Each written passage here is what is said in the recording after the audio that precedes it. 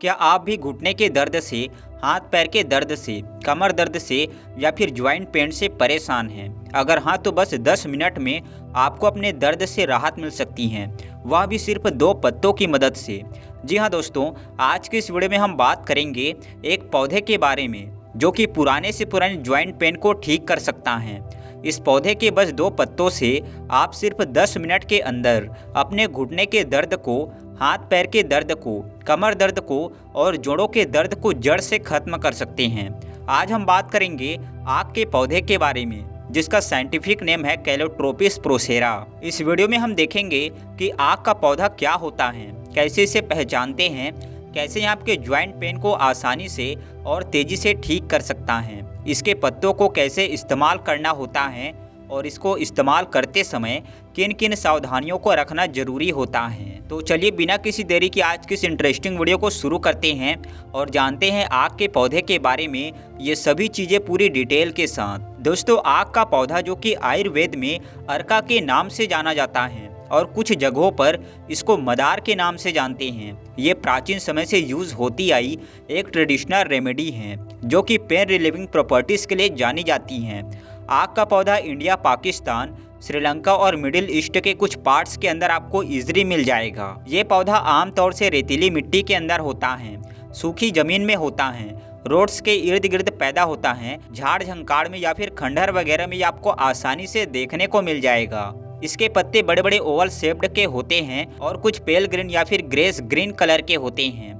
यहाँ पत्ते मोटे मोटे और छूने से कुछ कुछ लेदर जैसे लगते हैं और एक फाइन लेयर ऑफ हेयर से ये कवर्ड होते हैं, जिसकी वजह से कुछ कुछ वेलवेटी सा फील भी आपको देते हैं। इसके फूल जो है यहाँ छोटे स्टार शेप के और लाइट पर्पल या फिर वाइट कलर के होते हैं, जिसका सेंटर जो है वहाँ पर्पल होता है और यह फ्लावर्स हमेशा गुच्छे के अंदर उगते हैं। जब आप इस प्लांट के किसी भी पार्ट को तोड़ते हैं तो इसके अंदर से एक मिल्की वाइट लेटेक्स निकलता है, जिसे कि आम भाषा में हम लोग दूध कह देते हैं। आक प्लांट के पत्तों में कुछ खास बायो एक्टिव कंपाउंड्स होते हैं जो कि एंटी इन्फ्लेमेटरी प्रॉपर्टीज़ और एनॉल्जेसिक प्रॉपर्टीज़ रखते हैं, जो कि आपके दर्द और सूजन को कम करने में आपकी हेल्प करते हैं। खास तौर से आक के पत्तों के अंदर पाए जाने वाले 2 कंपाउंड्स कैलोट्रोपिन और कैलोट्रोपेग्निन, ये दोनों ही कंपाउंड इन्फ्लेमेटरी पाथवेज को हमारी बॉडी के अंदर इनमेट करते हैं और इसकी वजह से पेन सिग्नल्स को ब्लॉक करके हमारे दर्द को और सूजन को कम करने में हमारी हेल्प करते हैं। स्टडीज़ ने यह दिखाया है दोस्तों कि यह कंपाउंड्स बॉडी के इन्फ्लेमेटरी रिस्पॉन्सेस को इफेक्टिवली रिड्यूस करते हैं। और अगर हम आयुर्वेद की बात करें तो आक प्लांट विशेष रूप से वात पैसिफाइंग प्रॉपर्टीज़ के लिए जाना जाता है। वात दोष के इम्बैलेंस की वजह से हमारे अंदर अर्थराइटिस या फिर जॉइंट पेन्स वगैरह पैदा होते हैं और आक इन इम्बैलेंस को बैलेंस करने में मददगार होता है। आक के पत्तों में उष्ण और तीक्ष्ण गुण होते हैं जो कि स्टीफनेस को रिड्यूस करते हैं और दर्द को कम करते हैं। उष्ण गुण बॉडी को गर्म करते हैं जिससे कि सूजन और दर्द में आराम मिलता है। तीक्ष्ण गुण स्टीफनेस को कम करते हैं और फ्लेक्सिबिलिटी को इम्प्रूव करते हैं। तो ये तो बात हुई दोस्तों कि आक के पौधे को हम कैसे पहचानेंगे, इसमें क्या क्या गुण होते हैं और यह कैसे हमारी बॉडी के अंदर दर्द को कम करता है।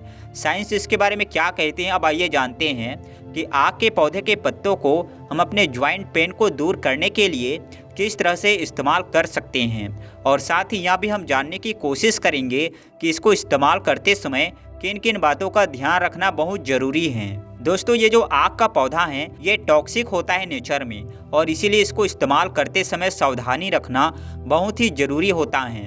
आगे इस वीडियो में मैं आपको इन सावधानियों के बारे में भी पूरे डिटेल से बताऊंगा, लेकिन उससे पहले अगर आपको वीडियो पसंद आए और कुछ नई जानकारी इससे मिले तो वीडियो को लाइक करके ज़रूर जाइएगा। चैनल पर नए हों और इस तरह की इन्फॉर्मेशन, इस तरह की वीडियोस आगे भी देखना चाहें तो चैनल को सब्सक्राइब भी जरूर कीजिए।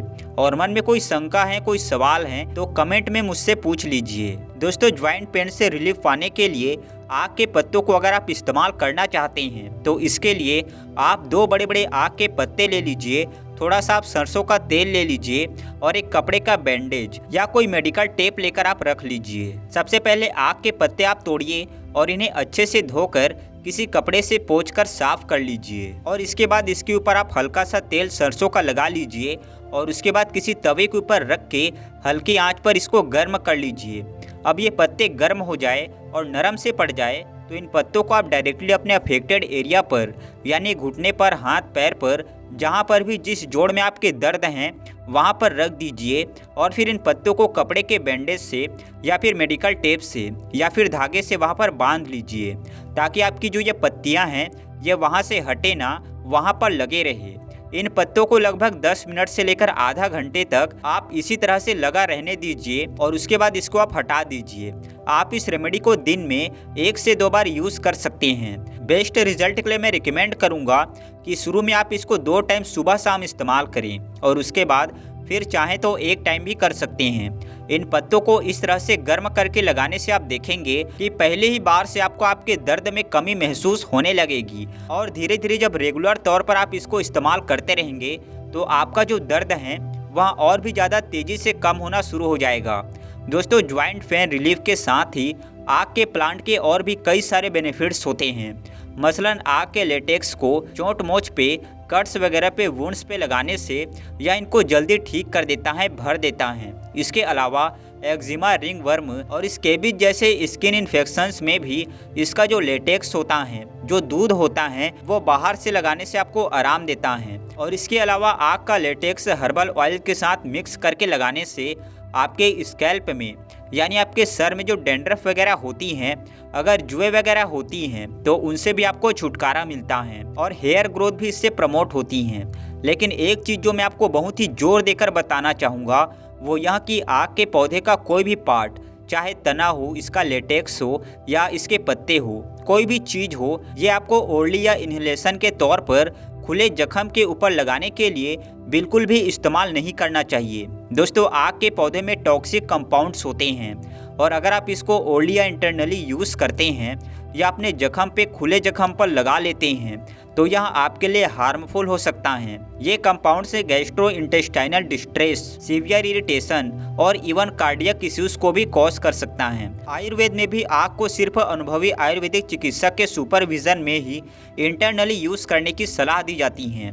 इसको हमेशा डिटॉक्सिफिकेशन के स्पेशल मेथड्स करने के बाद ही इस्तेमाल किया जाता है और इसीलिए किसी भी आयुर्वेदिक डॉक्टर से कंसल्ट किए बिना आप आग को कभी भी अंदरूनी तौर पर इस्तेमाल मत कीजिएगा। यह बहुत ही खतरनाक हो सकता है। मैंने बहुत सारी वीडियोस दोस्तों यूट्यूब के ऊपर देखी हैं जहां लोग आग के दूध को चाटने के लिए, खाने के लिए और इसको चूर्ण बनाकर खाने के लिए इस्तेमाल करने के लिए रिकमेंड करते हैं, जो कि बहुत गलत हैं। ये जानलेवा हो सकता है, आपके लिए बहुत ही खतरनाक हो सकता है। इसलिए ऐसी सलाहों से, ऐसे रिकमेंडेशन से आप दूर रहें। इनफैक्ट एक्सटर्नल एप्लीकेशन करते वक्त भी आपको बहुत ही ध्यान रखना चाहिए कि हमेशा आग के पत्तों को यूज़ करने से पहले एक पैच टेस्ट आप ज़रूर कर लें। थोड़ा सा लेटेक्स या फिर इसके पत्ते निकाल कर आप अपनी स्किन पर लगाइए और देखिए कि इससे कोई एलर्जिक रिएक्शन तो आपको नहीं हो रहा है और उसके बाद अगर आपको कोई दिक्कत ना लगे तभी इसको इस्तेमाल कीजिए। साथ ही आग के लेटेक्स को या पत्तों को आँखों और म्यूकस मेम्ब्रेन से अपने दूर रखें, क्योंकि यह वहाँ पर जाकर बहुत ही ज़्यादा इरिटेशन पैदा कर सकते हैं, आपको दिक्कत हो सकती है। और अगर आपको कोई इरिटेशन या फिर एडवर्स रिएक्शन महसूस होता है तो तुरंत इसका इस्तेमाल आप बंद कर दीजिए और इफेक्टेड एरिया को सॉप से और पानी से अच्छे से धो लीजिए। तो दोस्तों, आग का पौधा एक 2 धारी तलवार की तरह होता है, जिसका सही इस्तेमाल ना किया जाए तो यह आपको नुकसान भी पहुंचा सकता है और अगर सही से इस्तेमाल करा जाए तो आपके दर्द को छूमंतर भी कर सकता है। उम्मीद है आज की यह वीडियो आपको ज़रूर पसंद आई होगी और आग को आप सही तरीके से इस्तेमाल कर पाएंगे। वीडियो पसंद आई हो तो लाइक करके जाइए, चैनल पर नए हैं तो सब्सक्राइब करिए और अगर मन में कोई शंका है, कोई सवाल हैं तो कमेंट में पूछ लीजिए। हंसते रहिए, मुस्कुराते रहिए, रोज़ कुछ ना कुछ नया सीखते रहिए ताकि आप हमेशा स्वस्थ रहें।